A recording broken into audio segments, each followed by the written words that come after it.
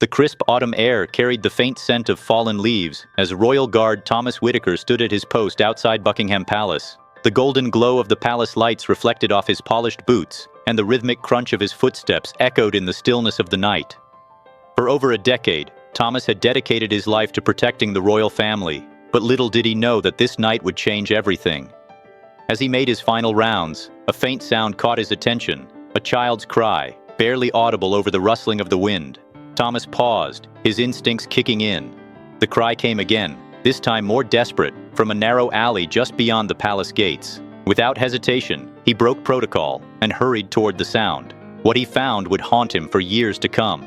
A young girl, no older than 8, was huddled in the shadows, her tear-streaked face illuminated by the faint glow of a street lamp.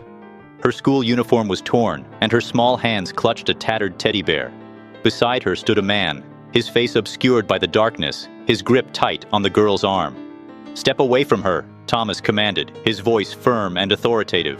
The man hesitated, his eyes darting between Thomas and the girl. For a moment, it seemed as though he might resist, but the sight of Thomas's uniform and the authority in his voice made him think twice. With a muttered curse, the man released the girl and vanished into the night.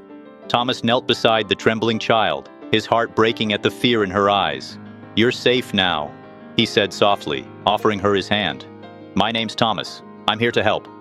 The girl, whose name was Emily, clung to him as if her life depended on it.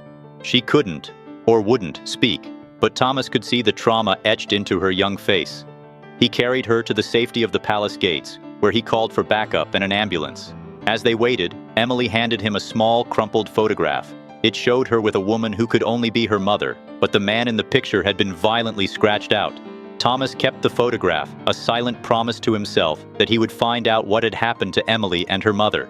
But before he could ask any questions, Emily was whisked away by social services, leaving Thomas with more questions than answers. 15 years later, Thomas Whitaker sat in his modest London flat, the photograph of Emily and her mother still tucked safely in his wallet. He had retired from the Royal Guard years ago, but the memory of that night had never left him. He had tried to find Emily, to ensure she was safe, but every lead had gone cold. Until now, a knock at the door pulled him from his thoughts. Standing on his doorstep was a young woman, her dark hair framing a face that was both familiar and changed. It was Emily, older, stronger, but with the same haunted eyes he remembered from that fateful night. "Thomas," she said, her voice steady but filled with emotion. "I've been looking for you." Thomas stepped aside, inviting her in. As they sat down, Emily began to tell her story. After that night, she had been placed in foster care, her mother's whereabouts unknown. But Emily had never stopped searching. She had spent years piecing together the fragments of her past, uncovering a web of secrets that stretched far beyond what Thomas could have imagined. "The man in the alley," Emily explained. "He wasn't just a random criminal. He worked for my father. My mother and I were running from him that night. He was dangerous, powerful, and he didn't want us to leave." Thomas listened in stunned silence as Emily revealed the truth about her father, a wealthy businessman with ties to organized crime. Her mother had tried to escape with Emily, but they had been caught. That night in the alley, Emily's mother had sacrificed herself to give her daughter a chance to run. "I found her," Emily said, her voice breaking. "She's alive, but she's been hiding all these years. She's afraid of what my father might do if he finds her, but I can't live in fear anymore. I need your help to bring her home." Thomas didn't hesitate. "Whatever you need, Emily, I'll be there." The plan. Over the next few days, Thomas and Emily worked tirelessly to devise a plan. Emily's mother, Clara, was living under an assumed name in a remote village in Scotland. She had spent the last 15 years in hiding, terrified that Emily's father, Richard, would find her. But Emily had managed to track her down through a series of encrypted emails and old contacts. "He's still looking for her," Emily explained as they pored over maps and documents in Thomas's flat. "He's got people everywhere, police, private investigators, even some of the foster families I stayed with. That's why I couldn't reach out to you sooner. I didn't know who to trust." Thomas nodded, his mind racing. "We'll need to move carefully. If Richard finds out we're onto him, he'll do whatever it takes to stop us." The plan was simple, but risky. They would travel to Scotland under false identities, meet Clara, and bring her back to London.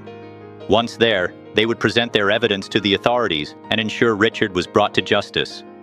But they both knew it wouldn't be easy.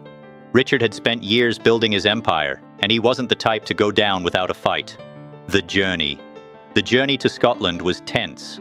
Every passing stranger felt like a potential threat, and every unexpected noise set their nerves on edge. But as they neared the village where Clara was hiding, Emily's excitement grew. She hadn't seen her mother in 15 years, and the thought of finally reuniting with her was almost too much to bear. When they arrived at the small cottage on the edge of the village, Clara was waiting for them. The moment she saw Emily, she broke down in tears, pulling her daughter into a tight embrace. Thomas stood back, giving them a moment of privacy, but even he couldn't hold back his emotions. It was a reunion he had never thought possible. The confrontation, but their joy was short-lived. As they prepared to leave the cottage, a black SUV pulled up outside. Richard had found them. He stepped out of the car, his face a mask of cold fury. Behind him stood two men, their expressions equally menacing. "You think you can just take her away from me?" Richard snarled, his eyes locked on Clara. "She's mine, and so are you, Emily." Thomas stepped forward, shielding Emily and Clara. "It's over, Richard. You can't control them anymore." Richard laughed, a harsh, bitter sound. "You think you're a hero, Whitaker? You're just a washed-up guard who couldn't even protect his own family."